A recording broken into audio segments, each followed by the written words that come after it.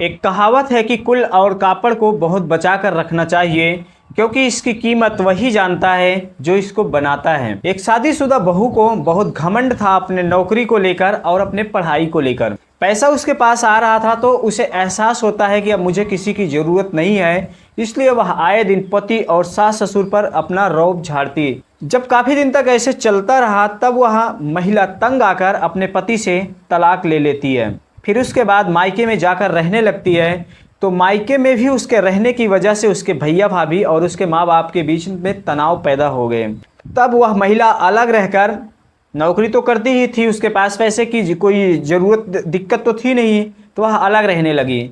अलग रहने की वजह से वह गलत लोगों के संगत में पड़कर गलत आदतों का शिकार हो गई। अब नाइट क्लब में जाना और बार में जाना, डांस बार, बियर बार में जाना उसका शौक़ हो गया। एक दिन ऐसे ही वह एक कॉफ़ी शॉप में बैठकर कॉफ़ी पी रही थी तो अपने सामने वाली टेबल पर देखती है कि एक महिला और पुरुष बैठे थे। दोनों कॉफ़ी पी रहे होते हैं। कॉफ़ी पीते पीते वह महिला उस पुरुष के गले में हाथ डाल के रोमांटिक होने लगती है। तब इस महिला को याद आता है अपना पति। फिर उसके आंख से आंसू गिरने लगते हैं और टेबल पर ही अपना हाथ को रख के सर नीचे कर लेती है और रोने लगती है। उसके रोने की आवाज़ जब वह पुरुष सुनता है, पीछे मुड़कर देखता है तो वह उस महिला के पास आता है। जब उसे उठाता है, चुप कराने की कोशिश करता है, तो उस महिला को देखते ही वह पुरुष अचानक से चौंक जाता है। फिर उसके बाद उस महिला के साथ जो हुआ, भगवान ना करे किसी भी महिला के साथ ऐसा हो। पूरी कहानी जानने के लिए दोस्तों वीडियो में आप लोग अंत तक बने रहें। नमस्कार। आज की कहानी एक तलाकशुदा महिला और पुरुष की है। महिला जहाँ पढ़ी लिखी थी, नौकरी पेशा थी, तो उसे घमंड होता है, तो पुरुष वही अपने परिवार बचाने समझाने की कोशिश में लगा रहता है। लेकिन जब कामयाब नहीं होता तो दोनों के बीच में तलाक हो जाता है। लड़की का नाम अर्पिता था। अर्पिता पढ़ाई लिखाई में बहुत होशियार थी और उसने उच्च शिक्षा हासिल की। उसके बाद वह एक प्राइवेट कंपनी में अच्छे पद पर नौकरी करने लगी। सैलरी भी उसकी ठीक ठाक थी, 50,000 रुपये। जब उसकी शादी होने की बात आई तब उसने अपने ससुराल वालों से पहले ही स्पष्ट कर दिया कि मैं शादी के बाद भी अपनी नौकरी करना जारी रखूंगी, मैं सिर्फ घर वाली बन के नहीं रहूंगी। तो घर वालों ने कहा कि ठीक है, कोई बात नहीं, हमें आपत्ति नहीं है। वह लड़की शादी कर लेती है। शादी के बाद वो लड़की जिस कंपनी में काम करती थी उसकी एक ब्रांच उसके शहर में ही थी, यानी जहां पर उसकी ससुराल थी। तो शादी के बाद भी उसे उस कंपनी में जॉब करने में कोई विशेष कठिनाई नहीं हुई। शादी 15 दिन की छुट्टी लेते हैं। उसके बाद वह लड़की उस नई ऑफिस में जाकर ज्वाइन कर लेती है। शुरुआती 15-20 दिन तो दोनों का, नई शादी थे तो घूमने टहलने में ही निकल जाते हैं। उसके बाद वह लड़की जॉब पे जाने लगती है। वह लड़की थोड़ा तुनक मिजाज थी। ससुराल में वह चली गई, शादी हो गया, लेकिन फिर भी वह यही सोचती थी कि अभी मैं शायद मायके में ही हूँ, अकेली ही हूँ। वह जैसा मायके में रहती थी वैसा ही रहने की ससुराल में कोशिश करती। तो एक दिन उसके पति से उसका किसी बात को झगड़ा हो जाता है। तब वह फ़ोन करके अपने पिताजी के पास बताती है कि पापा, मुझे अंकित, उसके पति का नाम अंकित होता है, कि मुझे अंकित से तलाक चाहिए। अभी मैं अब इस एक छत के नीचे इस घर में नहीं रह सकती। अगर आप लोग मेरा साथ देते हो तो ठीक है, अगर नहीं देते हो तो मैं खुद ही फैसला करूँगी कैसे मुझे करना है। तो पापा उसे फ़ोन पर समझाने की कोशिश करते हैं। तो यह बात उसकी माँ भी पास में ही खड़ी होती है उसके पापा के, तो सुन जाती है। फ़ोन कटने के बाद अर्पिता की माँ अर्पिता के पिता से पूछती है कि आखिर क्या बात है, किसका फ़ोन था। तो अर्पिता के पिता बताते हैं कि अर्पिता का फ़ोन था, ससुराल में वह किसी बात का झगड़ा हो गया उसे और वह गुस्से में थी। कह रही थी कि मुझे अपने पति से अभी तलाक चाहिए, हमें चलकर उसे समझाना होगा।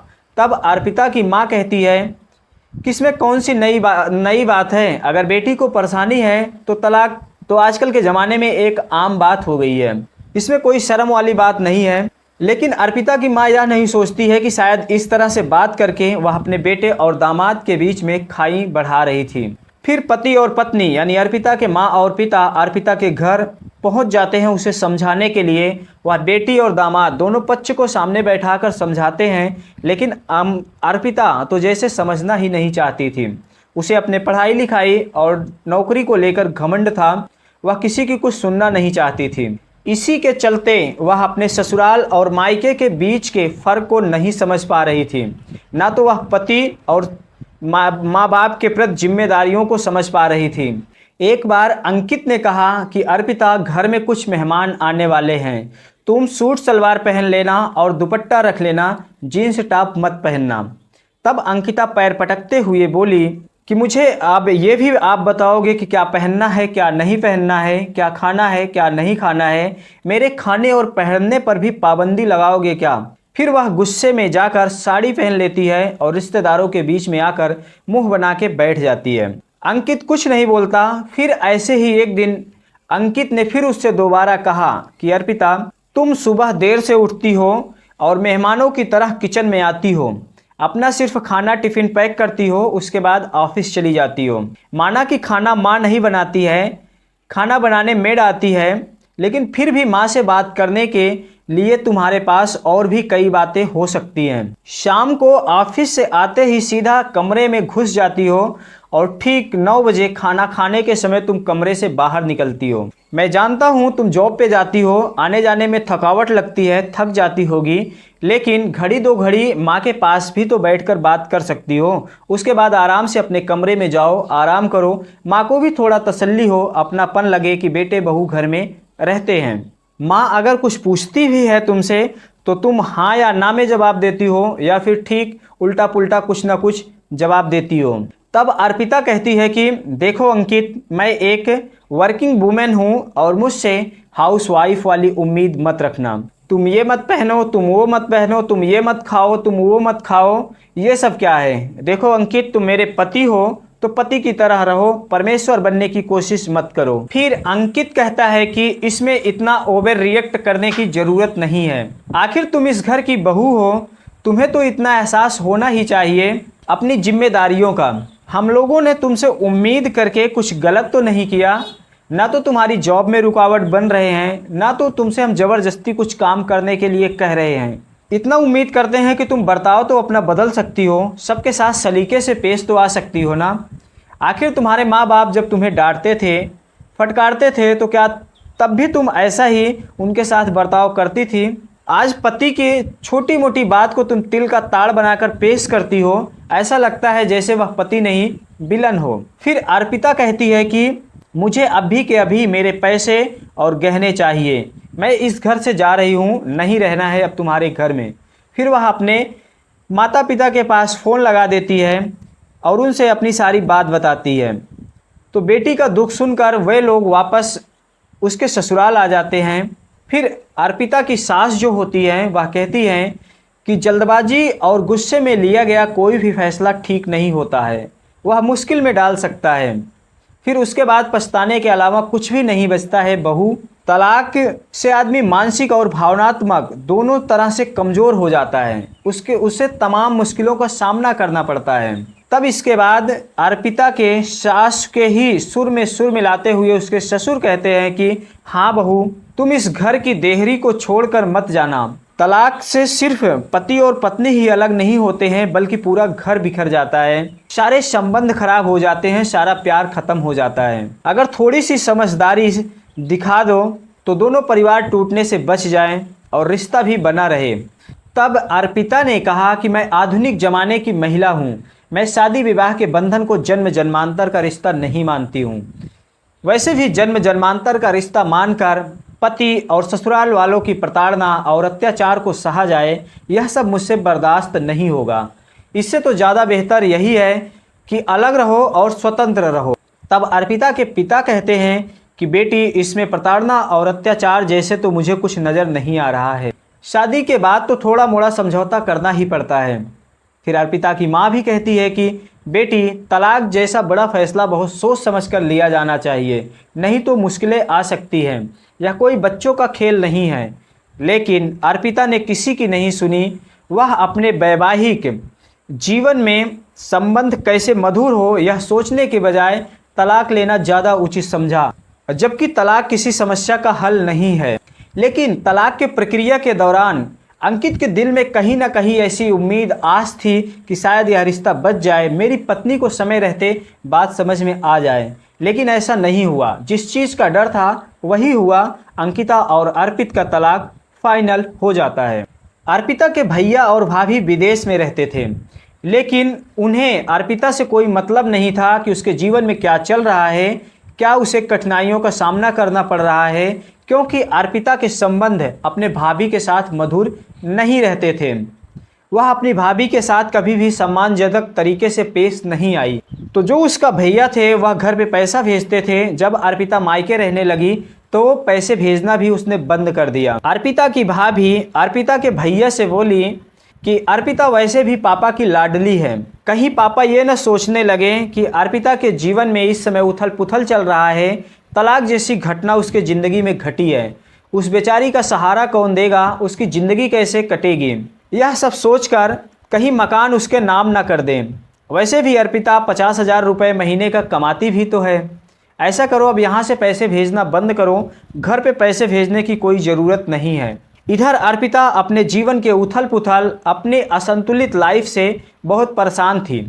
उदास होकर एक दिन वह शांति से सोचने लगती है कि जिस तनख्वाह का मुझे घमंड था उसका आधे से ज़्यादा पैसा तो अब मायके में रहने के दौरान खर्च में ही चले जाते हैं। और अंकिता खाना भी नहीं बनाती थी, माँ काम करती थी तो काम में हाथ भी नहीं बटाती थी।